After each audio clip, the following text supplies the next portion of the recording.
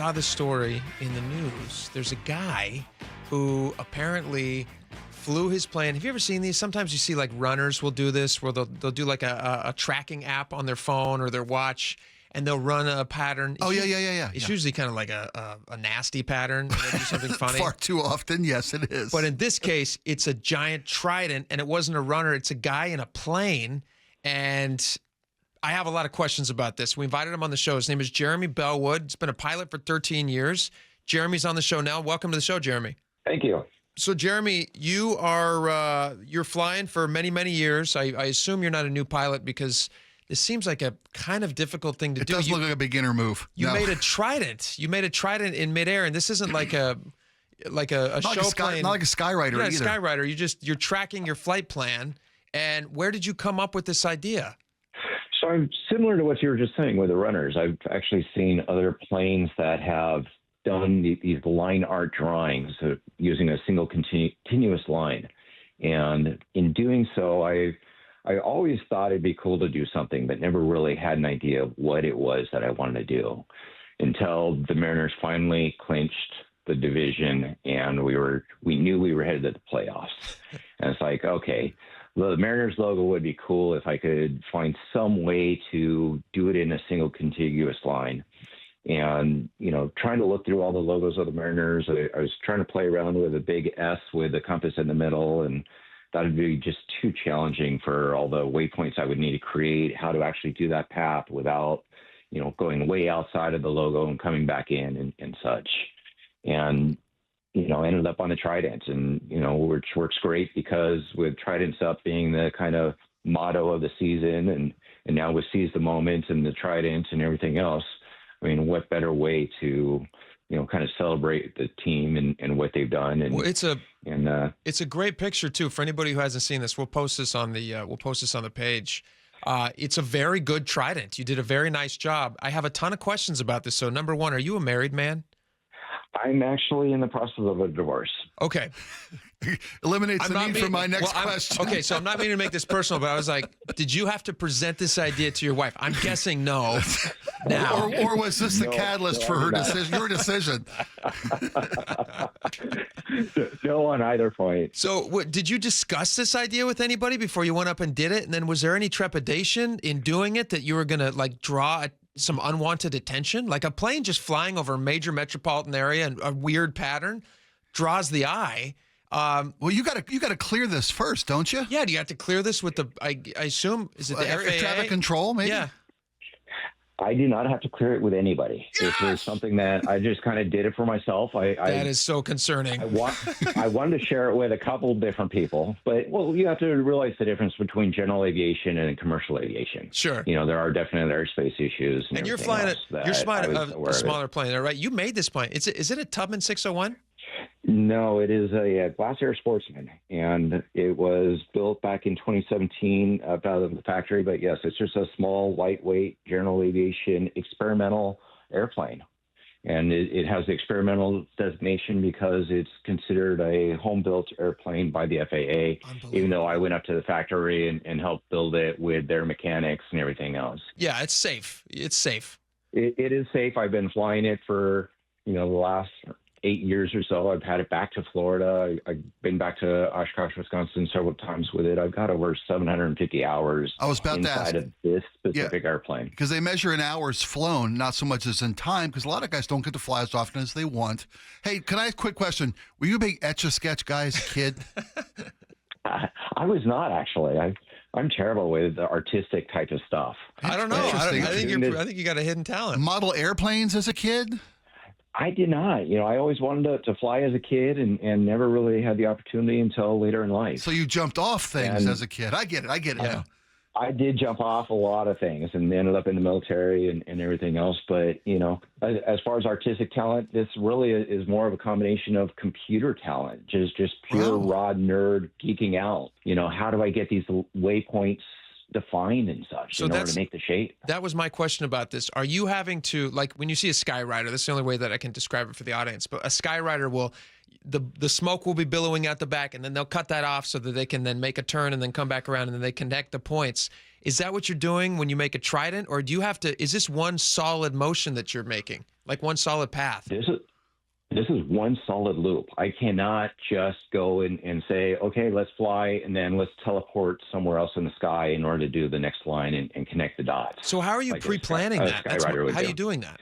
So the process actually started off with finding the right logo or finding an image, and then using Google Earth in order to overlay the image and kind of put the dots or the waypoints roughly where I want them to be, and figuring out the GPS coordinates of those points, and then going in and just fine adjusting until the pattern just looks as sharp as I can make it. And then it's deciding, how do I want to fly this thing? Where do I come into the image? How am I going to get back out? How am I going to make these turns? How am I going to do that big arc on either side of the Trident? And then allow autopilot to kind of fly and guide that. And, this was really our first attempt of doing something like this. And it turned out well for a first attempt. There are things that I've definitely learned from this. And if I do it again, if the Mariners make it to the World Series, then, it's going to be a much larger image of it. Were there severe turns? I mean, because these is some pretty tight maneuvering. There absolutely is. And so you could kind of see, if you really look at the right side of the logo down by the prongs or the Trident, where I overshot one of those corners coming from a waypoint out to the far extreme east side of the logo, and I really had to come back, and then that's a sharp turn back to that point of the next one.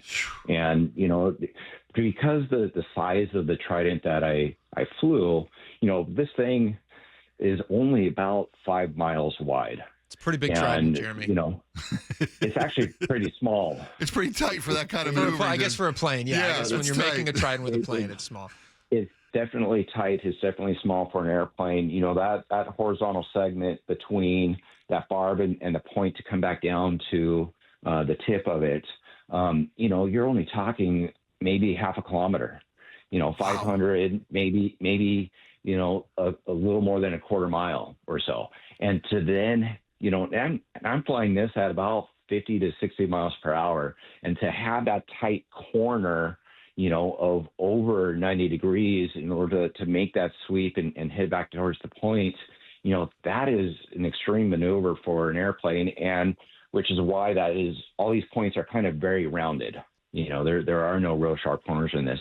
The next one that I do, if they do make it to the World Series, I'm actually looking at about 15 miles tall, nautical miles, which is probably closer to 17 statute miles, which is what most everybody's familiar with. Same location, because this one's over T-Mobile, right? It is. The logo is centered right over T-Mobile. And so, I'll be going, 15 miles tall and about 12 and a half miles wide on the next attempt. So It's actually going to go up and past, shoreline to the north and almost down towards SeaTac at the bottom. Wow. You're not going to tell us what that design is, right? It's kind of secret. Is it humpy? No, hold on. Can we get Jeremy to hang on during the break? Great idea. And we'll, if you can hang on, we're going to tell you when we come back. Yes. Let's do this, because I want to know what's going up next. Jeremy, hang on the line. When we come back, let's find out for the audience together.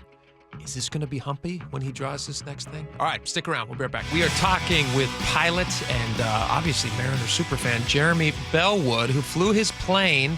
He created a flight path to fly a Trident over T-Mobile Park. He's still on the phone with us, and before the break, we were asking Jeremy, for the next thing that you design, first one was a Trident, is the next one going to be humpy?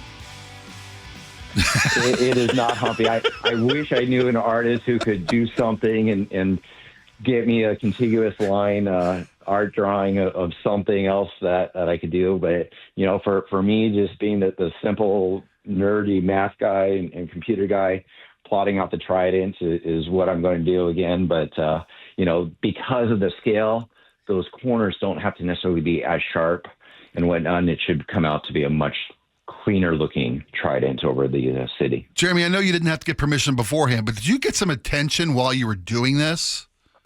There was a little bit while I was flying. I I mean, as a general aviation pilot, I flew this under what's called visual flight rules. I don't have to talk to anybody once I leave Payne Field. So I flew up to 11,500 feet, so about 2 miles over Seattle. And the reason for going that high is the airspace for SeaTac Airport goes all the way up to 10,000 feet. And so I had to be way above SeaTac space to not interfere with any of their traffic. Wow. Nice. And Nice.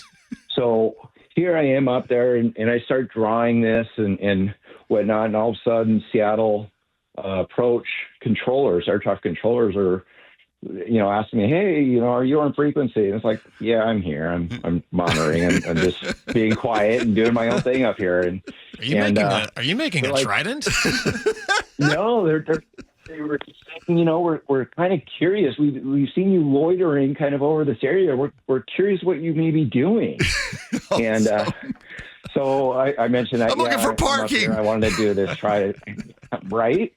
It is downtown Seattle after all. It's a busy day. That was a busy game. Yeah. It absolutely was. And so, told them what I was doing, and they thought it was cool. Another pilot piped up on the radio and said that it was pretty cool. And, I still really had no idea what the shape was looking like until I got back onto the ground. That's fantastic. And then great. I shared it with a couple friends, but that's all that I thought it would do. And so, later on, I started getting a phone call from news channels and, saying, we want to interview you about this. We think it's really cool. We found this on Reddit.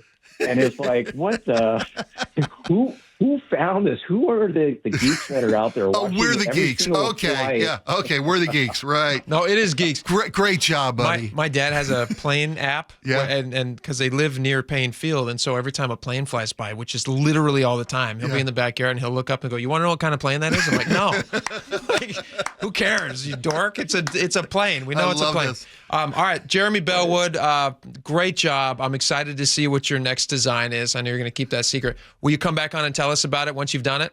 Sure. Awesome. I think it'd be a blast. Perfect. You haven't missed a Mariner home playoff game. Is that what I read?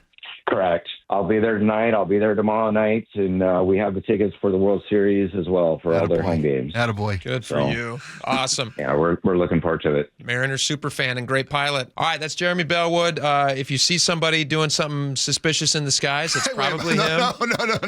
That might be him. Jeremy's a good guy. He's a good guy. That was wonderful. That kind of love, that kind of playoff Mariner love.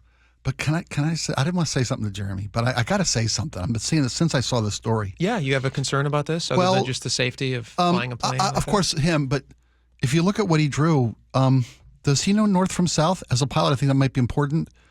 Isn't it Trident's up? Isn't that? Isn't that a Trident down? Isn't that the Mariner M? Spike. I mean, don't get me wrong. I couldn't do that in a zillion years. But You have found Are a Are we fatal draining flaw. the luck out of the Trident? Isn't that why they changed the hat? Don't they? Yeah, you're totally right. Because it used to be, and now it's up. Yeah. It used to be yeah, down. yeah. But that's bad luck. That's for maritime lore. This was Listen. ahead of game 3, just saying. This was ahead of a horrible, horrible loss. We're not blaming Jeremy for this. You're not blaming Jeremy. No. I'm not blaming. Super fan. No. Again, I couldn't. That's not. Superstitions don't work. We learned that yesterday. That's I didn't true. watch. They still lost. That's right. Right. So, I did everything I've been doing, and they they still lost. got their Right. butts kicked. Right. No, you're totally right. Okay. All right. Jeremy Bellwood, good dude. Great guy. That story will be up shortly on mynorthwest.com. And if you guys want to read about it or share it, please do. We appreciate that.